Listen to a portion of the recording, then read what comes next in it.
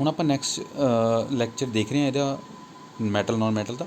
Occurrence of the metals and minerals. Elements or compounds occurring naturally are minerals. ਜਿਵੇਂ ਹੁਣ elements ਅਤੇ compounds ਨੇ, ਜਦੋਂ ਉਹਨਾਂ ਨੂੰ ਨੈਚੁਰਲੀ ਆਪਾਂ ਦੇਖਦੇ ਹਾਂ ਨਾ, ਤਾਂ ਉਹ ਉਹਦੇ ਕਿਹਦੇ ਰੂਪ 'ਚ ਹੁੰਦੇ ਨੇ? ਮਿਨਰਲਸ ਦੇ ਰੂਪ 'ਚ ਹੁੰਦੇ ਨੇ। ਅਤੇ ਉਹਨਾਂ ਵਿੱਚ ਨਾ ਓਰ ਨਿਕਲਦੇ ਨੇ। ਓਰ ਜਿਹੜੇ ਕੀ ਨੇ? ਓਰ ਉਹ ਮਿਨਰਲਸ ਹੁੰਦੇ ਨੇ from which metal can be profitably extracted. ਠੀਕ ਹੈ, ਜਿਹਦੇ 'ਚੋਂ ਜਿਹੜਾ ਮੈਟਲ ਆ ਉਹ ਪ੍ਰੋਫਿਟੇਬਲੀ ਐਕਸਟ੍ਰੈਕਟ ਹੋ ਸਕਦਾ, ਮਤਲਬ ਉਹਦੇ ਵਿੱਚ ਜ਼ਿਆਦਾ ਮਾਤਰਾ ਕਿਹਦੀ ਹੁੰਦੀ ਆ? ਮੈਟਲ ਦੀ ਹੁੰਦੀ ਆ। For example sulphide ore, oxide ore, carbonate ore. ਠੀਕ ਹੈ, ਇਹਨਾਂ ਦੇ ਵਿੱਚ ਇਹਨਾਂ ਨੂੰ ਓਰ ਕਹਿੰਦੇ ਨੇ। ਠੀਕ ਹੈ, ਜਿਵੇਂ ਮੈਟਲ ਦੇ ਨਾਲ ਕੁਛ ਇੰਪਿਊਰਿਟੀਜ਼ ਲੱਗੀਆਂ ਹੁੰਦੀਆਂ ਨੇ, ਉਹ ਇੰਪਿਊਰਿਟੀਜ਼ ਅਤੇ ਮੈਟਲ ਦਾ ਜੋ ਕੁਛ ਮਿਕਸਚਰ ਆਇਆ ਉਹਨੂੰ ਕੀ ਕਹਿੰਦੇ ਆਪਾਂ? ਓਰਸ ਕਹਿੰਦੇ ਹੈਗਾ। ਠੀਕ ਹੈ, metals at the bottom of ਦੀ ਹੁਣ ਜਿਵੇਂ ਇਹਨਾਂ ਦੀ ਐਕਸਟ੍ਰੈਕਸ਼ਨ ਹੁੰਦੀ ਆ ਉਹ ਤਿੰਨ ਤਰੀਕੇ ਨਾਲ, ਮਤਲਬ ਤਿੰਨ ਤਰੀਕੇ ਨਾਲ ਹੁੰਦੀ ਹੈ। ਜਿਵੇਂ ਕਿ ਉਹ ਹੁੰਦੀ ਹੈ ਰਿਐਕਟਿਵਿਟੀ ਸੀਰੀਜ਼ ਦੇ accordingly.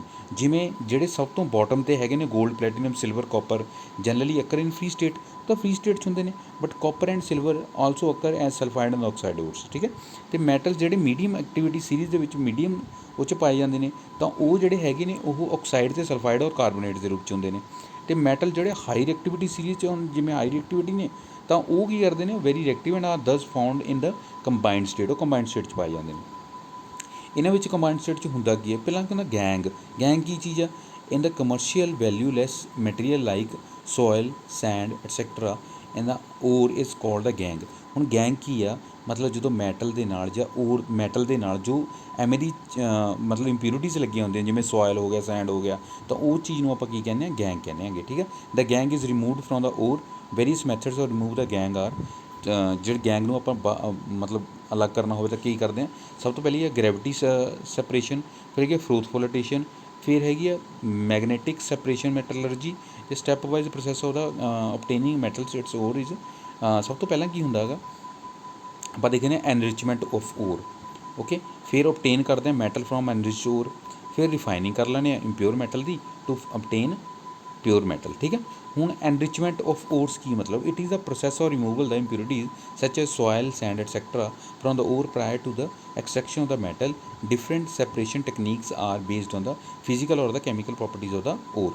ਐਕਸਟ੍ਰੈਕਟਿੰਗ metals from the enriched ore. ਹੁਣ ਜਿਹੜੀ ਜਦੋਂ ਜਿਵੇਂ ਆਪਾਂ ਨਾ ਮਤਲਬ ਜਿਹੜੇ ਐਨਰਿਚਡ ਓਰਸ ਹੈਗੇ ਨੇ ਹੈ ਨਾ, ਵੀ ਉਹਨਾਂ ਨੂੰ ਉਹਨਾਂ ਦੇ ਵਿੱਚ ਕੀ ਹੁੰਦਾ? ਜਦੋਂ ਸੋਇਲ ਅਤੇ ਸੈਂਡ ਮਿਲੀ ਹੁੰਦੀ ਹੈ, ਉਹਨਾਂ ਵਿੱਚ ਆਪਾਂ ਸਭ ਤੋਂ ਪਹਿਲਾਂ ਕੀ ਕਰਦੇ ਹਾਂ? ਕਿਵੇਂ ਉਹਨਾਂ ਨੂੰ ਕੱਢਣ ਦੀ ਕੋਸ਼ਿਸ਼ ਕਰਦੇ ਹਾਂ। ਠੀਕ ਹੈ, extracting metals from the enriched ores. Low activity series ਦੇ ਵਿੱਚ ਆਪਾਂ ਦੇਖੋ, ਇਹ ਆਪਣੀਆਂ ਰਿਐਕਸ਼ਨਸ ਦਿੱਤੀਆਂ ਹੋਈਆਂ ਨੇ, ਰਿਐਕਸ਼ਨਸ ਪੜ੍ਹ ਲਿਓ। ਇਹਦੇ ਵਿੱਚ ਸਭ ਤੋਂ ਇੰਪੋਰਟੈਂਟ ਜਿਹੜੀ ਰਿਐਕਸ਼ਨ ਆ ਉਹ ਹੈਗੀ thermite reaction. Reduction of metal oxide to form metals. Reduction of metal oxide to form metals by using aluminium powder as reducing agent. This process is used to join broken pieces of the heavy iron objects or welding ਤੇ extracting metals at the top activity series. ਥਰਮਾਈਟ ਜਿਹੜੀ reaction ਹੈਗੀ ਆ, ਇਹਨੂੰ ਨਾ use ਕਾਹਦੇ ਲਈ ਕੀਤਾ ਜਾਂਦਾ? ਵੈਲਡਿੰਗ ਪਰਪਜ਼ ਲਈ ਯੂਜ਼ ਕੀਤਾ ਜਾਂਦਾ। ਜਦੋਂ ਲੋਹਾ ਜਿਹੜਾ ਹੈਗਾ ਉਹਨੂੰ ਵੈਲਡ ਕਰਨਾ ਆਪਾਂ ਨੇ। ਕਲੀਅਰ? ਲੋਹੇ ਦੇ ਆਬਜੈਕਟਸ ਜਿਹੜੇ ਇਹਨੂੰ ਵੈਲਡ ਕਰਨਾ ਹੈਗਾ। ਅਤੇ extracting metals at the top activity series. ਜਦੋਂ ਜਿਹੜੇ ਟੋਪ ਐਕਟੀਵਿਟੀ ਸੀਰੀਜ਼ ਦੇ ਵਿੱਚ ਟੋਪ 'ਚ ਆਉਂਦੇ ਨੇ, ਉਹਨਾਂ ਨੂੰ ਜਦੋਂ ਐਕਸਟ੍ਰੈਕਟ ਕਰਨਾ ਉਦੋਂ ਵੀ ਆਪਾਂ ਥਰਮਾਈਟ ਰਿਐਕਸ਼ਨ ਦਾ ਯੂਜ਼ ਕਰਦੇ ਹਾਂ। These metals have more affinity to oxygen carbon, so they can not obtained from their compounds by reducing with the carbon. ਜਿਹੜੇ ਐਵੇਂ ਦੇ ਮੈਟਲਸ ਹੁੰਦੇ ਨੇ, ਜਿਹੜੇ ਉੱਪਰਲੇ ਮੈਟਲ ਨੇ ਹਾਈ ਰਿਐਕਟਿਵਿਟੀ ਸੀਰੀਜ਼ 'ਚ ਆਉਂਦੇ ਨੇ, ਉਹਨਾਂ ਤੋਂ ਵੱਖ ਨਹੀਂ ਕੀਤਾ ਜਾ ਸਕਦਾ only with the reduction with carbon. ਠੀਕ ਹੈ, ਬਟ ਇਹਨਾਂ ਨੂੰ ਮਤਲਬ ਅਲੱਗ ਕਰਨ ਵਾਸਤੇ ਆਪਣੇ ਕੋਲ ਜ਼ਰੂਰੀ ਹੈ ਥਰਮਾਈਟ ਉਹ। ਠੀਕ ਹੈ, ਸੋ ਦੇ ਆਰ ਓਬਟੇਨਡ ਇਲੈਕਟ੍ਰੋਲਿਟਿਕ ਰਿਡਕਸ਼ਨ। ਅਤੇ ਇਹਦੇ ਕਿਹਦੇ ਨਾਲ ਹੁੰਦੇ ਨੇ? ਇਹ ਇਲੈਕਟ੍ਰੋਲਿਟਿਕ ਰਿਡਕਸ਼ਨ ਨਾਲ ਹੁੰਦੇ ਨੇ। Sodium is obtained by electrolysis of its molten chloride. ਹੁਣ ਇਲੈਕਟ੍ਰੋਲਿਸਿਸ ਪ੍ਰੋਸੈਸ ਹੁੰਦੀ ਕੀ ਆ? As electricities pass through the solution ਲਓ ਮੈਟਲਸ ਦਾ। ਠੀਕ ਹੈ, ਮੈਟਲਸ ਦੇ ਜਿਹੜੇ ਉਹਦੇ ਵਿੱਚ ਨਾਲ ਉਹਦੇ ਮਤਲਬ ਜਿਹੜੀ ਉਹਦੇ 'ਚ ਇੰਪਿਊਰਿਟੀ ਲੱਗੀ ਹੋਈ ਆ, ਉਹਦੇ ਵਿੱਚ ਨੂੰ ਨਾ ਇਲੈਕਟ੍ਰੀਸਿਟੀ ਪਾਸ ਕਰਾਈ ਜਾਂਦੀ ਆ। ਜਿਹਦੇ ਵਿੱਚ ਕੀ ਹੁੰਦਾ? ਮੈਟਲ ਜਿਹੜਾ ਗੈਟ ਡਿਪੋਜ਼ਿਟਡ ਐਟ ਕੈਥੋਡ। ਉਹਦੇ ਵਿੱਚ ਜਿਹੜੀ ਕੈਥੋਡ ਜਿਵੇਂ ਆਹ ਦੇਖੋ ਰੋਡਸ ਹੈਗੀਆਂ ਨੇ, ਇਹਦੇ ਵਿੱਚ ਕੈਥੋਡ ਜਿਹੜੀ ਹੈਗੀ ਆ, ਜਿਹੜਾ ਮੈਟਲ ਆ ਉਹ ਤਾਂ ਕੈਥੋਡ ਦੇ ਉੱਤੇ ਕੀ ਹੋ ਜਾਊਗਾ? ਚਿਪਕ ਜੂਗਾ। ਠੀਕ ਹੈ, ਜਿਹੜਾ ਐਨੋਡ ਹੈਗਾ ਉਹ ਮਤਲਬ ਜਿਹੜਾ ਦੂਜਾ ਹੋਗਾ ਨੋਨ ਮੈਟਲ, ਉਹ ਐਨੋਡ ਵੱਲ ਹੋ ਜਾਊਗਾ। ਠੀਕ ਹੈ, ਐਟ ਕੈਥੋਡ ਜਿਹੜਾ ਸੋਡੀਅਮ ਹੋਊਗਾ ਉਹ ਆਪਣਾ ਇਲੈਕਟ੍ਰੋਨ ਜਿਵੇਂ ਹੈਗਾ ਉਹ ਲੂਜ਼ ਕਰ ਜੂਗਾ। ਐਟ ਕਲੋਰੀਨ ਜਿਹੜਾ ਹੈਗਾ ਉਵੇਂ ਉਹ ਗੇਨ ਕਰ ਜੂਗਾ। ਫਿਰ ਉਹ ਤੋਂ ਬਾਅਦ ਆਪਾਂ ਕੀ ਕਰਾਂਗੇ, refining of metals impurities present in the obtained metals can be removed by the electrolytic refining. Copper is obtained using the method following are the present inside the electrolytic tank. Anode ਹੁੰਦੀ ਹੈ ਇਹਦੇ ਵਿੱਚ ਪਹਿਲਾਂ, ਠੀਕ ਹੈ, slab of impure copper cathode ਹੁੰਦੀ ਹੈ। ਫਿਰ ਇਹਦੇ ਵਿੱਚ slab of pure copper solution aqueous, ਜਿਹੜਾ ਇਹਦੇ ਵਿੱਚ ਫਿਰ ਸੋਲਿਊਸ਼ਨ ਹੁੰਦਾ ਉਹ ਕਾਪਰ ਐਕੁਅਸ ਸੋਲਿਊਸ਼ਨ ਹੁੰਦਾ ਜਿਸ 'ਚ ਕਾਪਰ ਸਲਫੇਟ ਹੁੰਦਾ with some dilute sulphuric acid ਹੁੰਦਾ, ਠੀਕ ਹੈ ਨਾ। Copper ions are released in the solution and equivalent amount of copper solution is deposited in the cathode and insoluble in the containing silver and gold gets deposited in the bottom of the anode and the anode mud. Clear. ਆ ਇਹਦੇ ਵਿੱਚ ਦੇਖੋ tank ਜਿਹਾ ਲਿਆ ਜਾਂਦਾ, ਇਹਦੇ ਵਿੱਚ ਕੀ ਪਿਆ ਜਾਂਦਾ, ਇਹਦੇ ਵਿੱਚ ਕਾਪਰ ਸਲਫੇਟ ਦਾ ਸੋਲਿਊਸ਼ਨ ਹੁੰਦਾ ਅਤੇ ਜਿਹੜੀਆਂ ਇੰਪਿਊਰਿਟੀਜ਼ ਹੁੰਦੀਆਂ ਨੇ ਦੇਖੋ ਆ ਰਹਿ ਗਈਆਂ, ਅਤੇ ਐਨੋਡ ਦੇ ਉੱਤੇ ਕੀ ਹੋ ਗਿਆ, ਕਲੋਰੀਨ ਹੋ ਗਿਆ, ਅਤੇ ਇੱਧਰ ਕੀ ਹੋ ਗਿਆ, ਕੈਥੋਡ ਦੇ ਉੱਤੇ ਕੀ ਹੋ ਗਿਆ, ਆਪਣਾ ਜਿਹੜਾ ਸੋਡੀਅਮ ਸੀਗਾ ਉਹ ਹੋ ਗਿਆ। ਕਲੀਅਰ। ਤਾਂ ਉਹ ਤੋਂ ਬਾਅਦ ਕਰੋਜਨ ਆਫ ਮੈਟਲਸ ਕੀ ਆ, corrosion of metals are attacked by substances in surrounding like moisture and acids. ਜਦੋਂ ਮੋਇਸਚਰ ਅਤੇ ਐਸਿਡ ਜਾਂ ਮਤਲਬ ਆਪਾਂ ਕਹਿੰਦੇ ਕੋਈ ਵੀ ਇੰਪਿਓਰਿਟੀ ਜਿਹੜੀ ਹੈਗੀ ਆ ਮੈਟਲ ਨੂੰ ਅਟੈਕ ਕਰਦੀ ਆ, it reacts with sulphur in air to form the silver sulphide and articles become black. ਜਿਵੇਂ ਜਿਵੇਂ ਸਿਲਵਰ ਹੁੰਦਾ, ਸਿਲਵਰ ਸਲਫਾਈਡ ਬਣਾਉਂਦਾ, ਉਹਦੇ ਨਾਲ ਕੀ ਹੁੰਦੇ, ਚਾਂਦੀ ਜਿਹੜੀ ਹੁੰਦੀ ਆ ਬਲੈਕ ਐਂਡ ਹੋ ਜਾਂਦੀ ਆ। ਐਵੇਂ ਕਾਪਰ ਜਿਹੜਾ ਹੈਗਾ ਰਿਐਕਟ ਕਰਦਾ with moist carbon dioxide air and gains a green coat of copper carbonate. ਹੁਣ ਕਾਪਰ ਦੇ ਵਿੱਚ ਵੀ ਉੱਪਰ ਵੀ ਕੀ ਹੁੰਦੀ ਹੈ, ਗ੍ਰੀਨ ਕੋਟਿੰਗ ਹੋ ਜਾਂਦੀ ਆ। ਅਤੇ ਐਵੇਂ ਆਇਰਨ ਜਿਹੜਾ acquires coating of brown flaky substance called rust both air and moisture are necessary to rusting of iron. ਹੁਣ ਉਹਦੇ ਵਿੱਚ ਤਾਂ ਇਕੱਲਾ ਕੀ ਹੁੰਦਾ, ਮੋਇਸਚਰ ਦੀ ਗੱਲ ਹੈ, ਇਹਦੇ ਵਿੱਚ ਬੋਥ ਏਅਰ ਐਂਡ ਮੋਇਸਚਰ ਚਾਹੀਦਾ ਹੁੰਦਾ ਆਇਰਨ ਨੂੰ ਰਸਟ ਕਰਾਉਣ ਵਾਸਤੇ।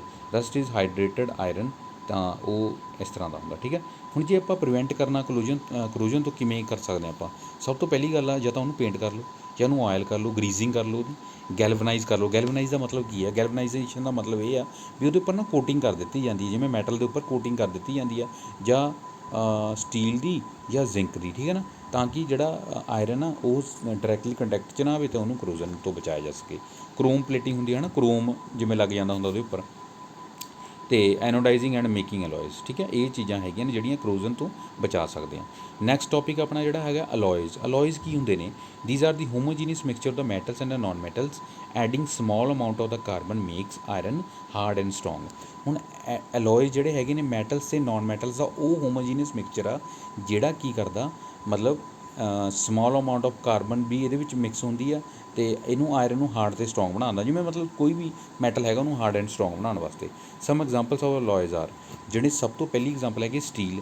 Steel is a hard iron and carbon, ਇਹ ਕਾਰਬਨ ਅਤੇ ਆਇਰਨ ਦਾ ਬਣਿਆ ਹੁੰਦਾ used for construction of road ਦੀਆਂ ਕੰਸਟਰਕਸ਼ਨ ਵਾਸਤੇ ਯੂਜ਼ ਹੁੰਦਾ ਹੈ, ਰੇਲਵੇ ਵਾਸਤੇ, ਰੇਲਵੇ 'ਚ ਯੂਜ਼ ਹੁੰਦਾ, ਅਦਰ ਇਨਫਰਾਸਟਰਕਚਰ ਅਪਲਾਇੰਸਸ ਵਿੱਚ ਯੂਜ਼ ਹੁੰਦਾ।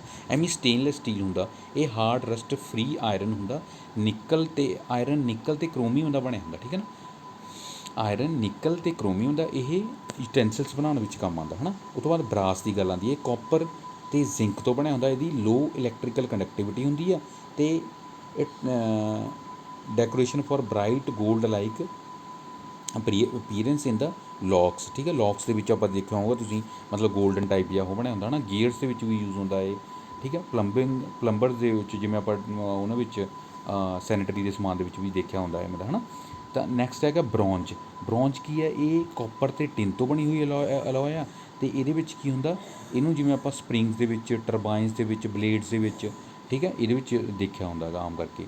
ਇੱਕ ਹੁੰਦੀ ਹੈ ਸੋਲਡਰ। ਸੋਲਡਰ ਕੀ ਆ, ਲੋ ਮੈਲਟਿੰਗ ਪੁਆਇੰਟ ਹੁੰਦਾ ਇਹਦਾ, ਅਤੇ ਇਹ ਜਿਵੇਂ ਆਪਣੀਆਂ ਵਾਇਰਸ ਦੇ ਵਿੱਚ ਵੈਲਡ ਕਰਨ ਵਾਸਤੇ ਵਾਇਰਸ ਲੈਡ ਐਂਡ ਟਿਨ ਦੀ ਬਣੀ ਹੁੰਦੀ ਹੈ ਇਹ, ਠੀਕ ਹੈ। ਕਿਹਦੀ ਬਣੀ ਹੁੰਦੀ ਹੈ, ਲੈਡ ਐਂਡ ਟਿਨ ਦੀ, ਅਤੇ ਇਹ ਕੀ ਕਰਦੀ ਆ, create a permanent bond between metals and work pieces. ਉਹ ਤੋਂ ਬਾਅਦ ਜੇ ਅਮਲਗਮ ਦੀ ਗੱਲ ਕਰੀਏ, amalgam very important, used by dentist. ਅਤੇ ਮਰਕਰੀ ਨਾਲ ਕੋਈ ਮਰਜ਼ੀ ਮੈਟਲ, ਜਦੋਂ ਮਰਕਰੀ ਇਨਵੋਲਵ ਹੁੰਦਾ ਕਿਸੇ ਮਰਜ਼ੀ ਮੈਟਲ ਦੇ ਨਾਲ, ਜਦੋਂ ਆਪਾਂ ਬਣਾ ਕੇ ਅਲੋਏ ਬਣਾਉਂਦੇ ਹਾਂ ਤਾਂ ਉਹ ਅਲੋਏ ਜਿਹੜੀ ਹੋਊਗੀ ਅਮਲਗਮ ਕਹਾਊਗੀ, ਓਕੇ। ਤਾਂ ਇਹ ਚੀਜ਼ ਹੈਗੀ ਆਪਣੀ ਮੈਟਲ ਐਂਡ ਨਾਨ ਮੈਟਲ ਦੇ ਵਿੱਚ, ਠੀਕ ਹੈ। ਥੈਂਕ ਯੂ ਸੋ ਮਚ, ਅਤੇ ਪੜ੍ਹਦੇ ਰਹੋ।